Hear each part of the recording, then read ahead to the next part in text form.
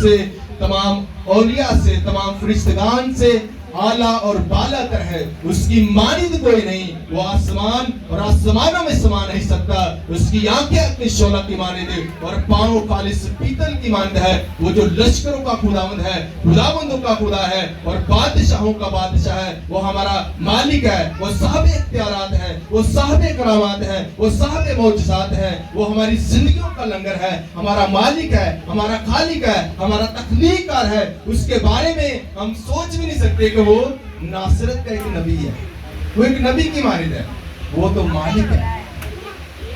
उसके बारे में लिखा कि वो अल्फा ओमेगा, इब्तिदा और इंतहा है। उसकी मानिद कोई खुदा नहीं। वो सुप्रीम गॉड है, सबसे आला है, सबसे बड़ा है। हम जिंदा खुदा की परस्तिश करते हैं। हम बुतों के आगे नहीं झुकते, हम कब्रों के आगे नहीं झुकते। हम जिंदा खुदा की परस्तिश करते हैं और हमारा खुदावंद सबसे आला और वाला तर खुदा है। और यहाँ हमने पूरे पैसेज को देखा है कि जब खुदावंद यीशु मसीह यरूशलेम के अंदर दाखिल होने को है, तो लोगों को, अगर हम दूसरी अंजील को देखें तो वहां से हमें पता चलता है कि खासतौर पर यूहन्ना की अंजील में कि लोगों को पता चल गया कि यीशु मसीह यरूशलेम में आने वाले हैं, यरूशलेम में आ रहे हैं खुदावंद यीशु मसीह। और लोगों की लग गई, लोग इकट्ठे हुए और एक जो खादिम है वो बयान करते कि लोग हजारों की तादाद में थे, हजारों की तादाद में लोग वहां मौजूद थे। कोई 2-4 या 100,000 हिसाब ना नहीं, बल्कि हजारों के हिसाब में लोग वहां मौजूद थे, क्योंकि इससे कबल ही खुदावंद यीशु मसीह ने एक बड़ा मौजज़ा किया था। किसी को पता है वो कौन सा मौजज़ा किया था? एक बहुत बड़ा मौजज़ा किया था, लाजर को जिंदा किया। जब खुदावंद यीशु मसीह ने लाजर को जिंदा किया तो खुदावंद यीशु मसीह की शोहरत बहुत फैल गई। लोगों को पता चल गया कि बादशाह आ रहा है। वो उनका ज़हन ये था, उनका मुराद ये थी, उनकी तवक्कुआत ये थी कि ये हमें रोमी हुकूमत से क्या करेगा? आजाद करेगा, हमें बचाएगा, हमें छुड़ाएगा और हमें गुलामी की जिंदगी से आजाद करेगा। ये उनका मकसद था। लेकिन खुदावन तो किससे आजाद कराने आ रहा था? बोलो तो सही, गलती बोलो, बोलो तो सही। किससे छुड़ाने आ रहा था? हम लोगों को। किससे? हम लोगों को छुड़ाने आ रहा था, हम लोगों को। लेकिन किससे छुड़ाने आ रहा था? बादशाह जो खुदावंदों का खुदा है, बादशाहों का बादशाह, हमें किससे छुड़ा रहा था? इब्लीस के जुंगल से, गुनाह से हमें आजाद करने आ रहा था। फिरौन तो पिछले अहदनामे की बात है, लेकिन हमें खुदावंद यीशु मसीह गुनाहों से निजात देने के लिए आ रहा था। क्योंकि कलाम अक़दस के अंदर लिखा है कि आसमान के तले आदमियों को कोई दूसरा नाम नहीं बख्शा गया जिसके वसीला से हम निजात पा सके। एक ही नाम है, वो कौन सा नाम है? बुलंद आवाज से कहें, वो कौन सा नाम है? खुदावंद यीशु मसीह। यीशु के साथ हमेशा खुदावंद लगाना अपने, वैसे यीशु नहीं बोलना, हमेशा खुदावंद लगाना है, क्योंकि ये खुदा की शान है। खुदावंद यीशु मसीह की शान में हम खुदावंद लगाते हैं। और खुदावंद का मतलब होता है यहोवा। जहां जहां बाइबल मुकद्दस के अंदर खुदावंद आया है, इसका मतलब है यहोवा खुदा, सुप्रीम गॉड, सबसे बड़ा खुदा। ये खुदावंद यीशु मसीह की शान है।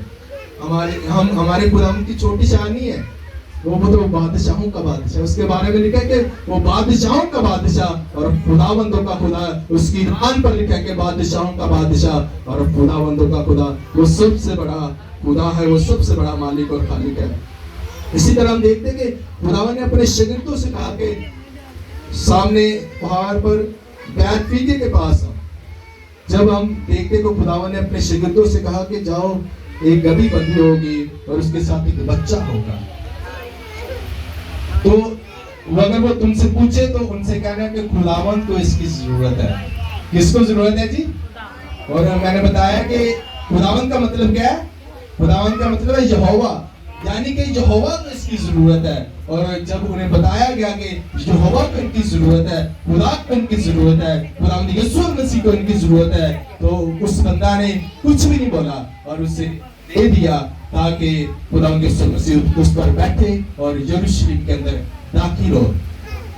और हम देखते कि ये बात खुदावंद यीशु मसीह की हमें याद आती है कि खुदावंद दिलों और गुर्दों को जांचता है। क्या करता है जी?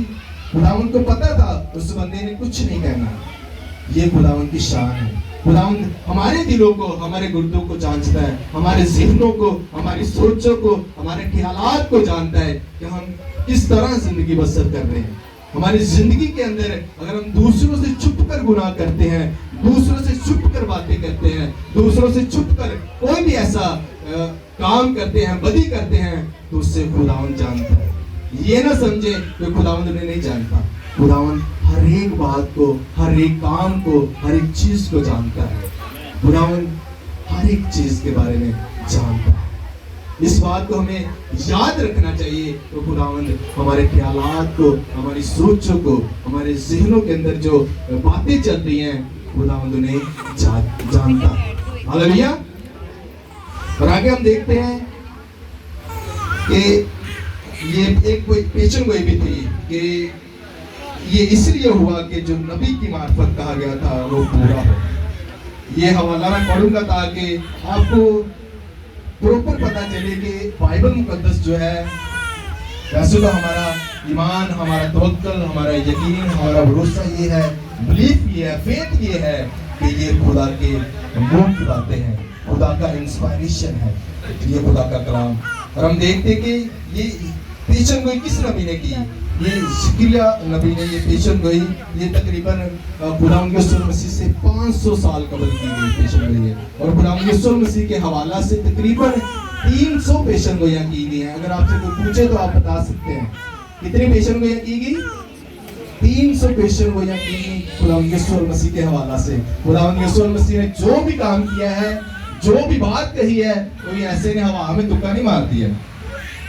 खुदावंद यीशु मसीह ने सीखा और बताया, और हर चीज जो खुदावंद यीशु मसीह के बारे में कही गई है, खुदावंद यीशु मसीह ने तमाम बातों को पूरा किया।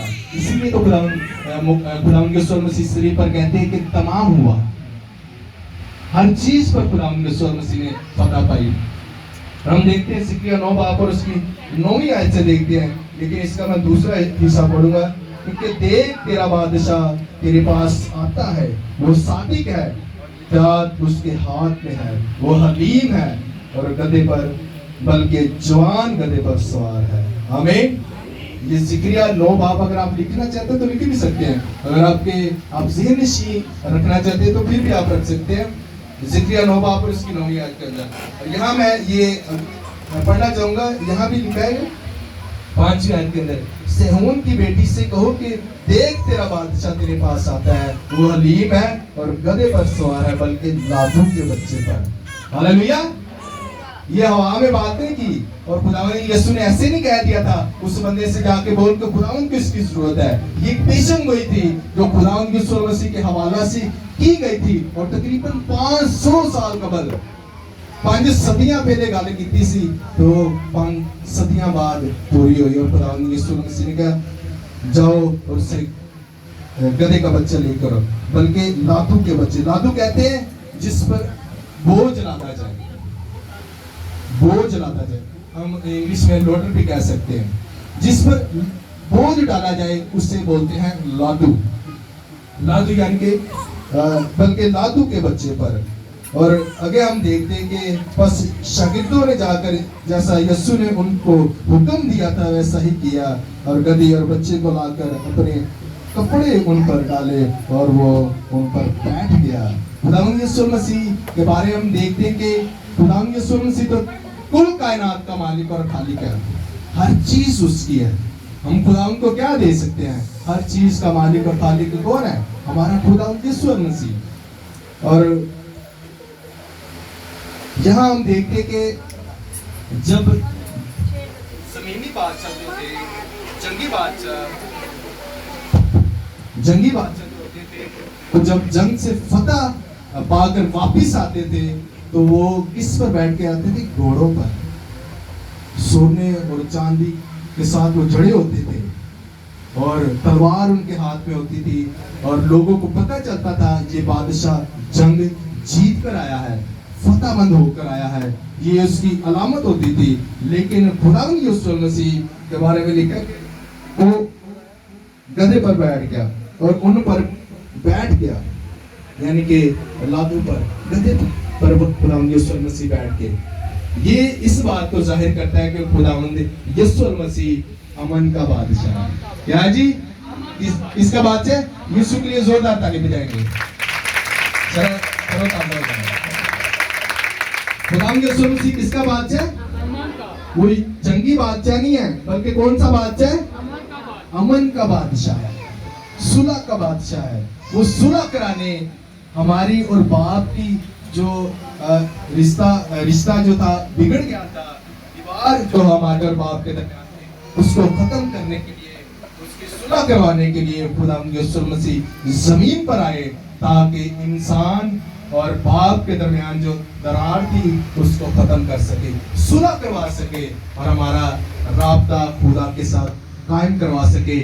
اس کی اپنا خون بہایا اور اب صلیب پر چڑھ گیا، اور وہ موت کو ریسیو کیا جو اس وقت لعنتی موت سمجھی جاتی تھی.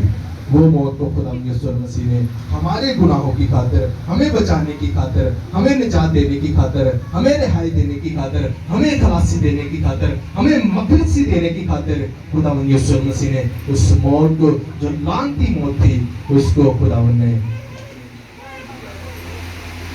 آگے ہم دیکھتے ہیں